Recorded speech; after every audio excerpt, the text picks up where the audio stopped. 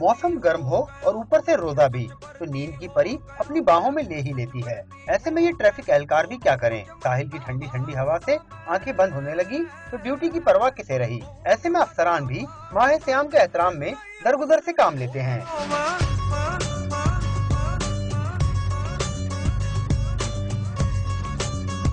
Traffic कम थी, इस वजह से हो सकता है साइड पे होगा। ट्रैफिक कम होने की वजह से साइड पे हो गया, क्योंकि सिग्नल चल रहा है तो फिर तो मतलब ट्रैफिक ऑटोमेटिकली चलती रहती है। वो एक्शन तो उनके खिलाफ अभी उठ गए, आप कह रहे हैं, है ही नहीं।